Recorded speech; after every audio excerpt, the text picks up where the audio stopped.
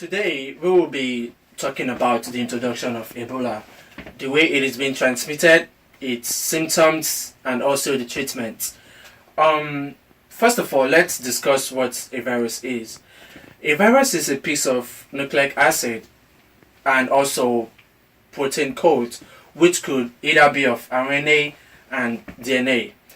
Viruses are not alive, hence they use our body cells to replicate and make copies of themselves. The Ebola virus is an RNA virus that is coated with a glycoprotein that attaches to a special receptor in our cell membrane. According to World Health Organization, the Ebola virus is said to be an acute viral infection, which when left untreated and unattended to could result to a serious and deadly illness, and in time could lead to death. It was being said that Ebola disease first appeared in the year 1976 in a country in Africa called Democratic Republic of Congo. The disease got its name from the Ebola River, which is commonly known as Legbala, which is the headstream of the Mongala River in Northern Democratic Republic of Congo. Ebola, which was previously known as Ebola hemorrhagic fever, is a rare and deadly disease, which is caused by an infection of one of the Ebola virus species. The virus can not only cause disease in human, but also it can affect primates, non-human primates, such as chimpanzees, apes, monkeys, gorillas, food bats, and so on. The virus is normally transmitted to people through wild animals and then makes its way into the human population through human-to-human transmission. The mode of transmission could either be of contaminated blood or body fluid, which could be of saliva, semen, urine, or even breast milk. After the year 1976, of which the disease first appeared, March 2014 recorded the largest and most complex outbreak, of which there has been more cases and deaths occurring in West Africa. The most severe and affected countries during this period of outbreak were Liberia, Guinea, and Sierra Leone.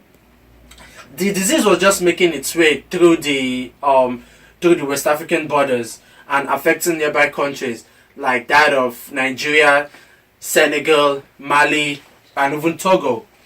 Currently, there has been no any FDA approved medications or vaccines for the Ebola virus. Recovery for the disease is normally based on the patient's immune response and also good supportive care.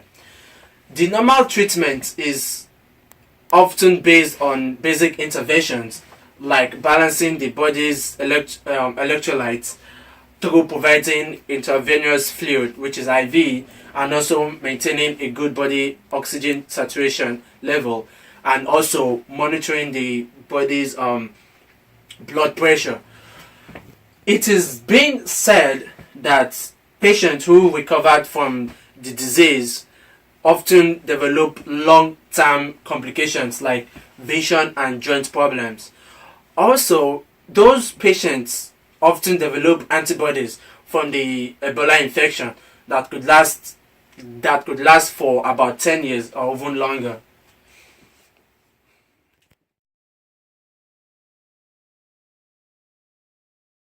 Harney just gave us an overview of the Ebola virus and how it's transmitted, which is basically through direct contact, human to human, and body fluids. But how does the virus actually make its way inside our body? Well, it is very simple.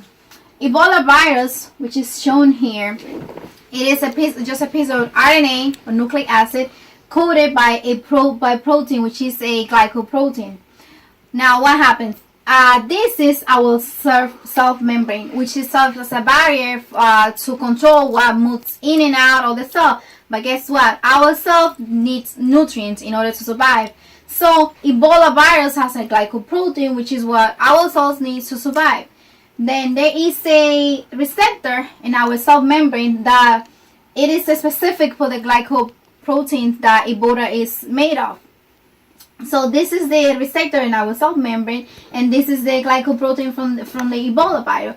Once it binds here to this receptor, what the cell does is moves in like a wave, which allows the virus to move inside the body.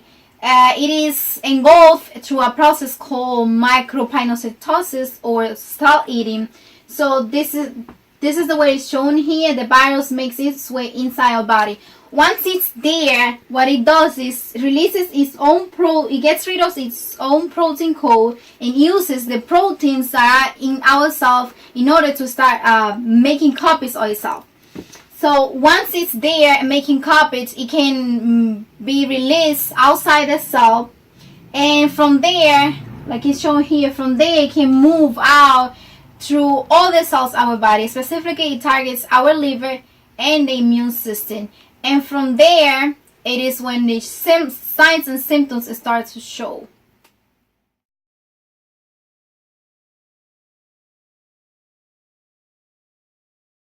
Since the Ebola virus attacks the liver cells, the liver cannot carry its function to clear toxins out of the bloodstream. Therefore, it is very detrimental for the immune system. As a result of the immune system being compromised by the Ebola virus, the virus can travel everywhere in the body. Therefore, the infection can expand rapidly.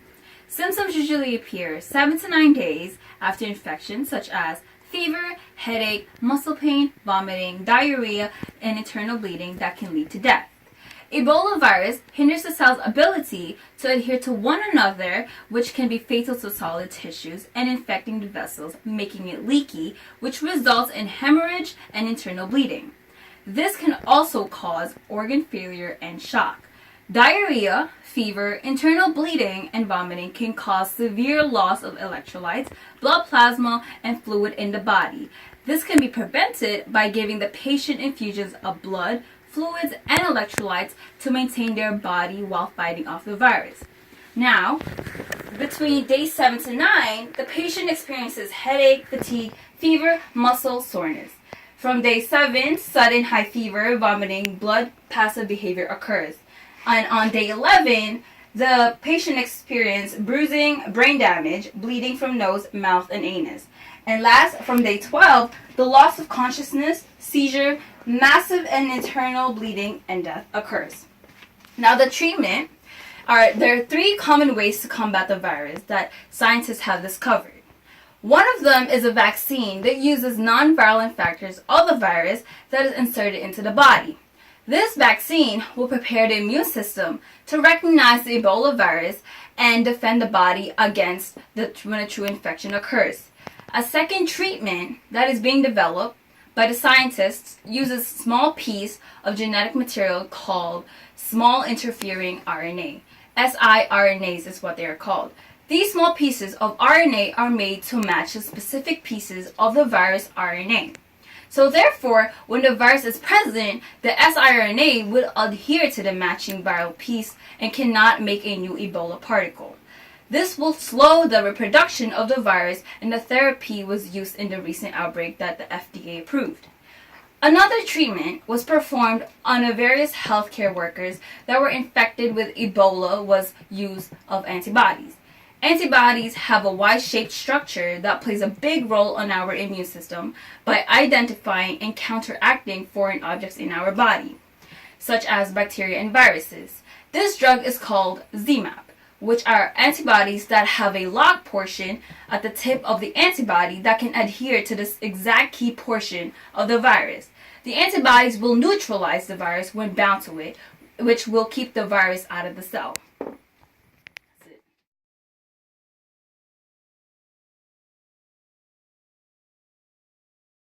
Demonstration, a graphical demonstration representing how the Ebola virus comes into our body and locates our body cells and infects our body cells.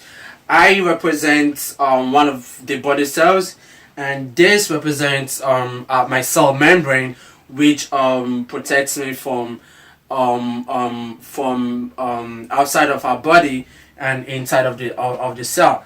And at the body of the cell membrane, we have special receptors that binds to the Ebola glycoprotein. So let's welcome our Ebola virus. Oh, and I represent the Ebola virus. I just made my way inside his body. So my actual body represents the RNA, and this represents my protein code or glycoprotein.